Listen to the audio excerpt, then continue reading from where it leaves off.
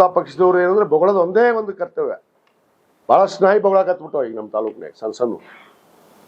ಸಣ್ಣ ನಾಯಿ ಸರಿ ಚಲೋ ಮಾಡ್ಯಾವ ಅಂದ್ರೆ ಅವರು ಯಾವ ಹಿರಿಯ ನಾಯಿ ಏನು ಮಾಡುತ್ತ ಆ ಥರ ಈ ಸಣ್ಣ ನಾಯಿನೂ ಬೊಗಳಾಕ ಚಲೋ ಮಾಡ್ಬಿಟ್ಟವು.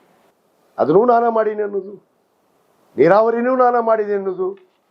ಈಗ ನಾನು ಅದಕ್ಕೆ ಹೇಳ್ತಿರ್ತೀನಿ ಅವ್ರಿಗೆ ಪದೇ ನೀವು ಎಲ್ಲಿ ಹುಟ್ಟಿದ್ರಿ, ಎಲ್ಲಿಂತ್ರ ಬಂದ್ರಿ, ಮಾತು ಎತ್ತೀರಿ ನಾನು ಗೌಡ ನೀವು ಅವ್ರು ಒಪ್ಕೊಂಡ್ರಲ್ಲ, ಹೌದು ನಾನು ಲೆಕ್ಕೇಳ ಗೌಡ ಅಂತೇಳಿ. ಲೆಕ್ಕೇಳದಲ್ಲಿ ಹೋಗಿ ಕಿಸಿಯೋ ಇಲ್ಲೇನು ಕಿಸೀತಿ ನನ್ನ ಮುಂದೆ? ನಿನ್ನ ಕಿಸ್ರಿ ಇಲ್ಲಿ ಯಾರು ಕೇಳೋರು ಅದಾರ?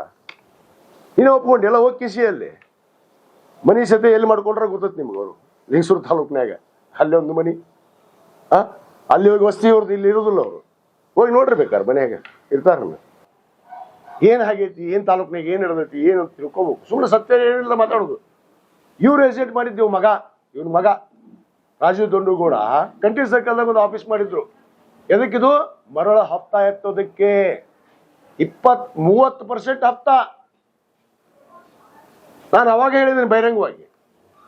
ನಮ್ಮ್ಯಾಗ ಆರೋಪ ಹೊಡೆದು ಈಗ ಮರಳುಗಾರಿಕೆ ಮಾಡ್ತಾರೆ, ಎಲ್ಲರೂ ರೂಢಿ ಮಾಡಕತ್ತಾರ.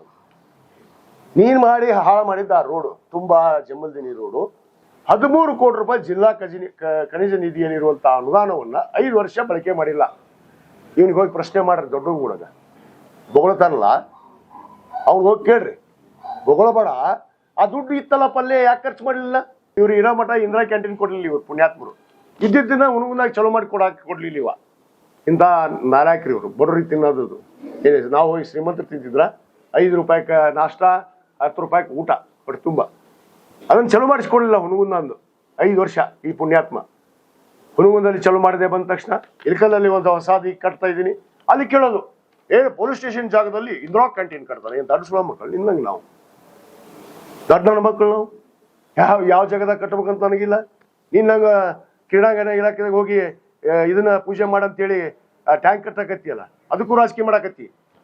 ಊರು ತುಂಬ ಹೋಗ್ಕೊಂತ 20 ವಾರ್ಡಿಗೆ ನೀರಿಲ್ಲ. ನೀನು ನೋಡಿದಾನೆ ಯಾರ ಮನೆಯಾಗ ಹೋಗಿ ನೀರು ಐತಲ್ಲ ಇಲ್ಲ ಅಂತ?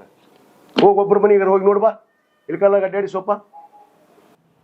ನಿಮ್ಮ ದಬ್ಬಾಳಿಕೆಗೆ, ನಿಮ್ಮ ಸೊಕ್ಕಿಗೆ, ನೀವು ಮಾಡಿರುವಂತ ಭ್ರಷ್ಟಾಚಾರಕ್ಕೆ ಮತ್ತೊಂದು ಎದಕ್ಕೂ ಸೋತಿಲ್ಲ.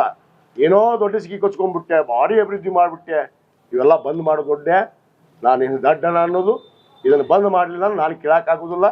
ನೀನು ಯಾವ ಹಂತಕ್ಕೂ ರೆಡಿ ಇದ್ರೆ ನಾನು ರೆಡಿ ಇದ್ದೀನಿ. ಅದಕ್ಕೆ ಅರ್ಧ ತಾಸು ರಾತ್ರಿ ಕರಿಬೇಕಾರೆ ನೀನು ಎಲ್ಲಿ ಕರಿತೀನಿ, ನಾನು ತಾಕತ್ತಿದ್ರೆ ಬಾ ತೋರಿಸ್ತೀನಿ. ನನ್ನ ತಾಕತ್ ದಮ್ಮು ನಂದು ಏನೈತಿ ತೋರಿಸ್ತೀನಿ. ಬರ್ತಿದ್ರೆ ಬಾ.